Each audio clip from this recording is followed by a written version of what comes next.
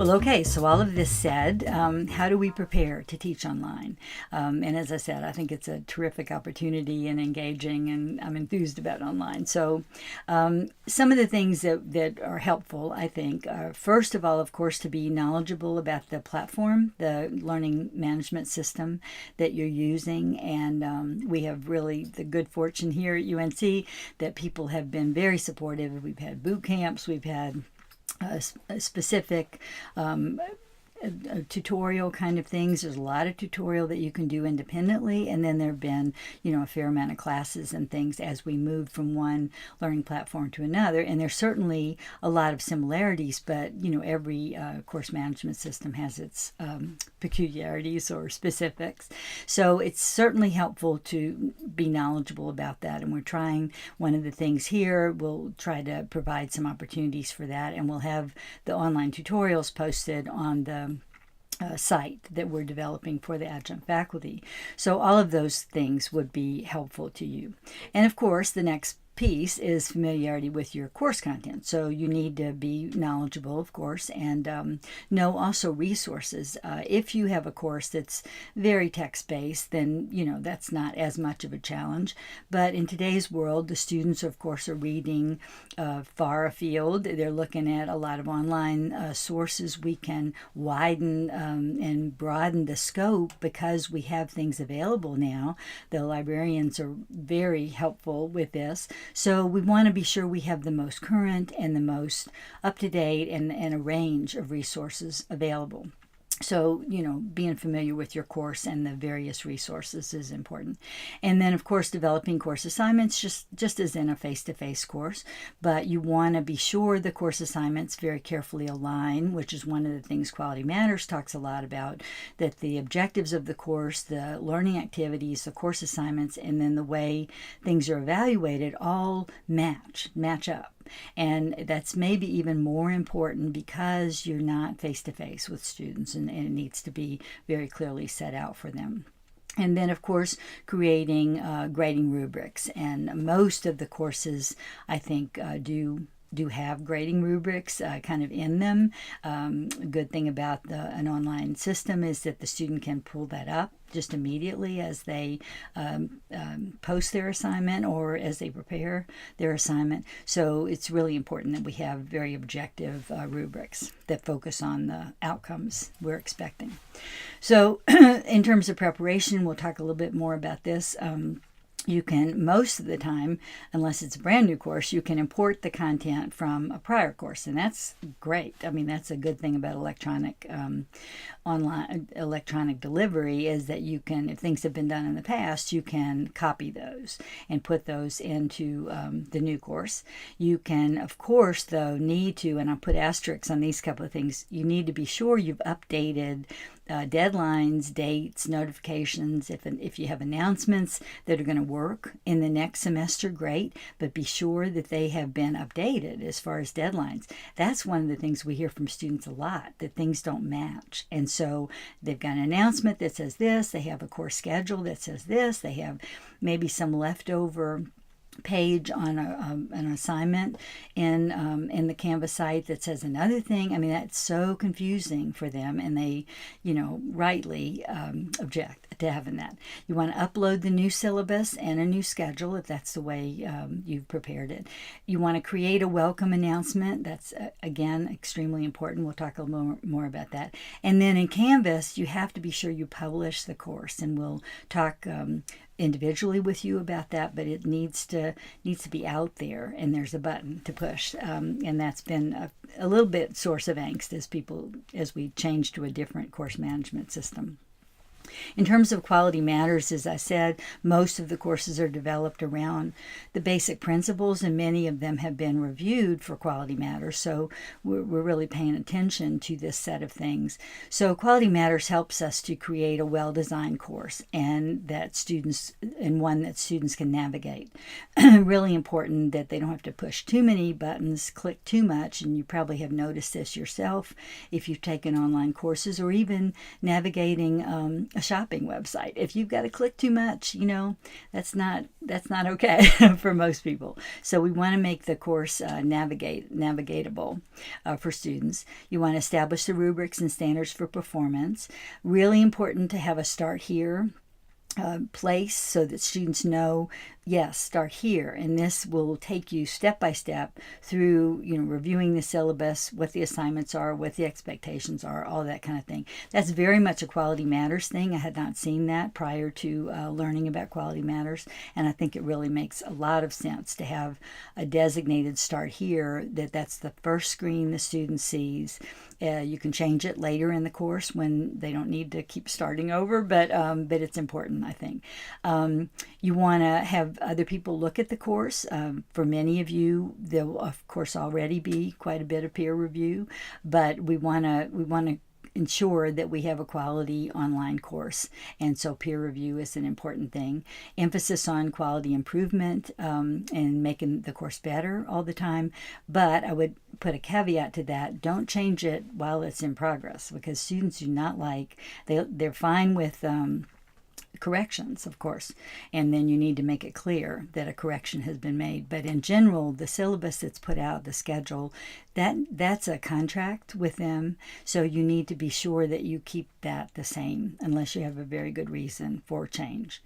So this last point I would end with is that as important as Quality Matters and as helpful as it is in ensuring quality of structure for a course, it's not enough. It's not it's necessary, but it's not sufficient. We need to have more in there. We need to be interacting. We need to look at the delivery. And Quality Matters really has to do more with structure, I think. So this is a great start, but in terms of really doing effective online instruction, I think it's not everything. So important that we're facilitating discussions. Discussions is one of the main ways that you interact with the student and that they interact with the content and with the assignments. So it helps, I think, if we mentor the behavior we expect to see from students. So that means we are in also the discussion. We post substantively. We use references, all those kind of things. We want to create an environment that promotes learning and doesn't tolerate hostility or even indifference. So if students aren't interacting, and the assignment for participation is that they interact on different, whatever your assignment is. I do 3 days a week. They have to be in the course and post. So if in the first week or two somebody's fallen behind on that, you need to get on that, because you don't want to tolerate lack of participation. That's going to influence a student, their grade, but it also will influence what they're getting out of the course and what their peers are getting, because this is an environment where everyone is sort of learning and exploring together, so everyone needs to be interacting actively. So you want to address discussion threads immediately if negative comments arise. So it's good to kind of be monitoring that. And that kind of goes back to the incivility issue. And then blogs, wikis, those kind of things, they're a little different to set up in Canvas, but can, of course, be done. And that's helpful, I think, for students to have some alternatives to just straight discussion all the time. And then, I would just make one comment about humor. I'm big on that. And face-to-face humor is one thing, but when you're online, humor is really a different tool. And it can be fine, and you want to be sure that if you do use humor, that it's just very obvious what the joke is, or make the joke on yourself, or the laugh out loud acronym or whatever. But you want to be careful doing anything that could be misinterpreted as not funny or as making fun of someone, because that won't go over well, and there's no way to remedy it, because you won't be face to face with the person and they can't read your nonverbal and that you're really making a joke and that kind of thing. So you want to be careful about humor.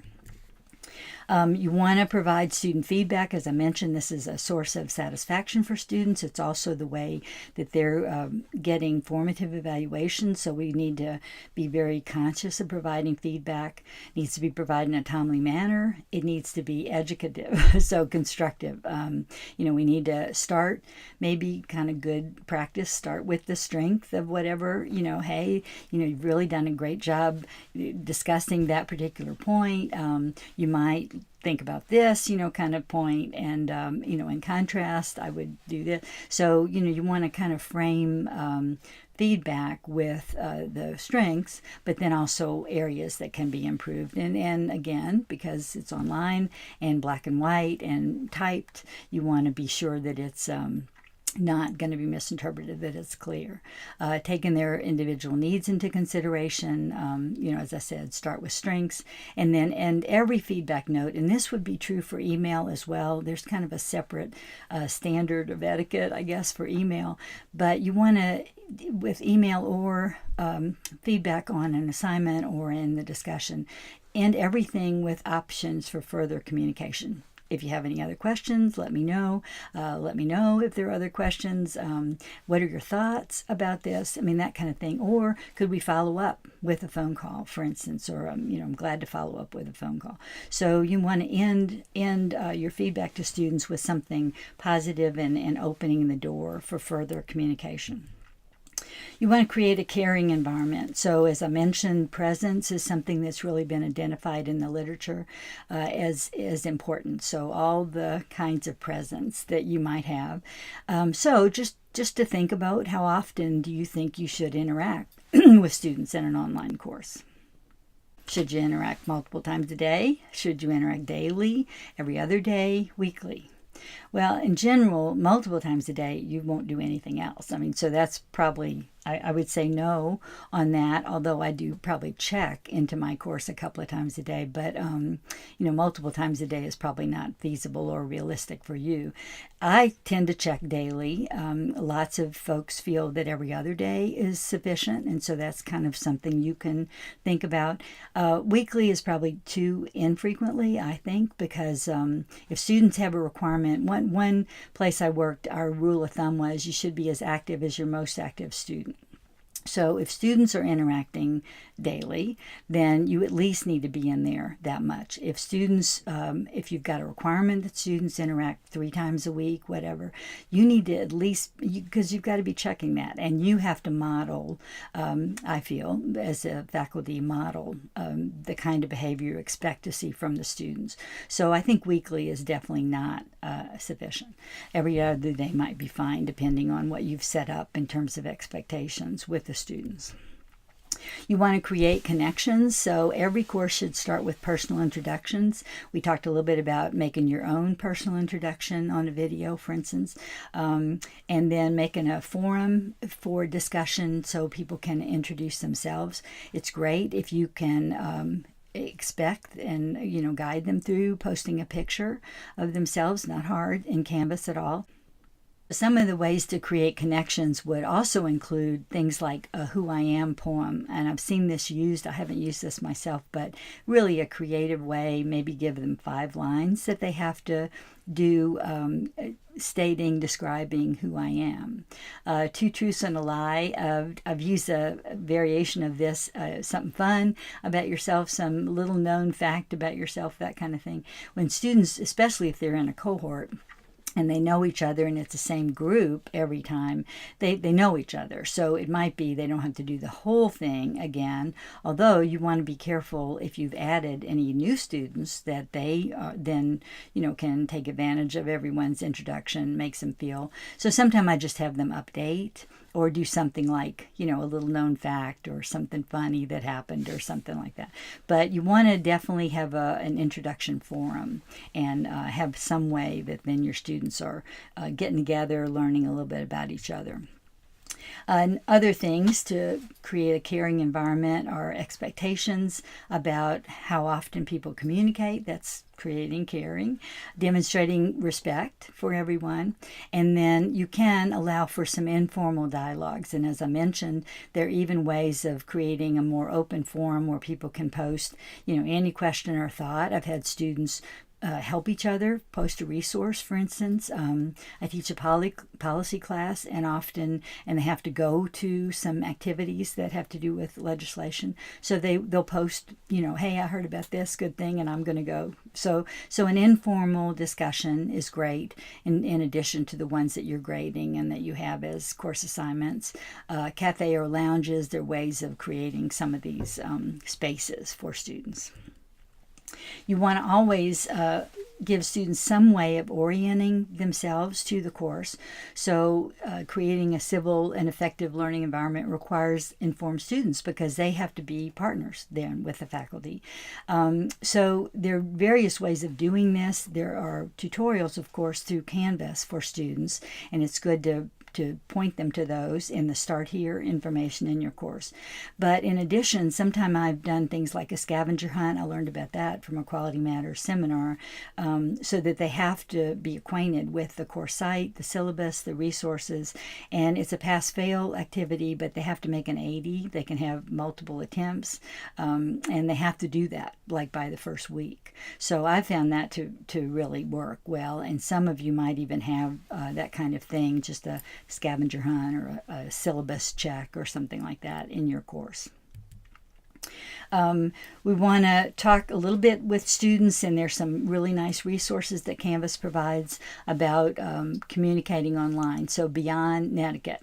And so the idea that, netiquette, so the etiquette for online is critical. But beyond that, we also want to be sure that people get the most out of their experience. And this is just a screenshot of information from the Canvas rules of netiquette. So being polite, being considerate, and being professional with some, nice examples of each one. So that's a good start. And, as we kind of said, then you model this behavior. Students, when we studied them, the study I mentioned previously, they had some real good ideas for fostering civility.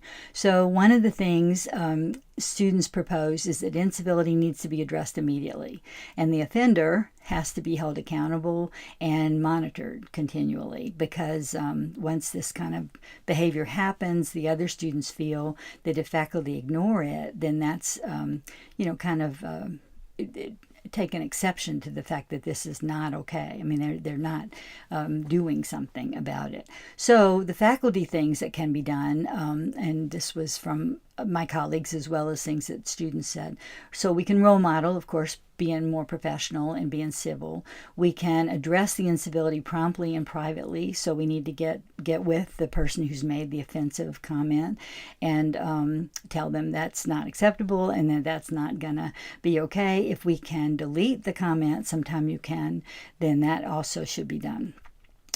Students said we need clearly defined expectations of the course and in the syllabus and in the assignment. So that's what we need to do, is establish clear expectation. This is a good place for peer review because, someone not familiar with the course can have a look and see if what you've written about an assignment or how the syllabus reads to you. And then, of course, when we get student evals and then we get the chance to teach a course again, it gives us a pretty good idea of things that they found confusing in the course and things we can clarify for the next time. Students said both students and faculty must role model, so we've kind of talked about that. So what we want to do in the best case is create a sense of community. So we want to get to know each other as people and not as some, unknown, anonymous person on the other end of an online course, because that's when there's more, I think, likelihood for incivility. Students said faculty need to be monitored by their supervisors and held accountable. I was surprised to find that even our students at UNC, this great collegial place that we have here, had either in their time at UNC in the last year anyway, had occasion, it was low, but had occasion to see incivility from faculty. That was very upsetting to me. So faculty, of course, need to be very conscious of their own. They can't make rude comments. They can't make, just sort of generalities about any group or any of those kind of things. Faculty have to be very cognizant of the way those kind of things can come across. So faculty are responsible for learning to plan and be sure they use best practices. And the student said if group work is required, they need clear directions, they need to be monitor the group for equal workload, and address inequity if it should occur. So I have found that a group work evaluation is very helpful. Most of the time you can also peek into the group discussion. So if the students are doing it online, you can see what kind of things, a wiki or a blog, you can even kind of count the amount of entries to it from an individual. So there are ways, but I think the group work evaluation was helpful to me and is something that certainly can be shared if anybody wants to use that. So kind of in conclusion, we are faced, I think, with a more learner-centered versus teacher-centered world. And that's something that online can really capitalize on and really provide a better venue for students. I think that's my opinion. Digital wisdom, and this is something that both Diane Skiba, as I mentioned, in nursing, and then Prinsky, I don't know if any of you are familiar with him, but he's the person who came up with digital natives and digital immigrants. So he says digital wisdom is about learning and technology in that order. So technology can't be more important than the learning. It's a vehicle for helping us learn. Technology can enhance teacher-student, student-to-student interaction, and we have to have interaction in the online environment. That's essential. Modifying traditional teaching strategies for the online environment helps us be more innovative. It helps us meet the diverse needs of our students because they learn in different ways and through different kinds of assignments. So it's good if we can allow for a range of different ways of meeting the course objectives if that's a possibility. And then aspiring educators must be skillful in using technology because this is what is needed for current and certainly for future student needs and expectations and to meet the needs of the nursing workforce. So we'll entertain questions in our presentation, and in the adjunct faculty course there'll be a place that you could put questions and thoughts about any of this material or other questions you have. So there's included at the end of this presentation a pretty extensive reference list. We have many of these articles and we'll be posting some of them in the adjunct faculty site for further reading on your part. So really happy to share these, and you might find really helpful reading for your success as an online educator.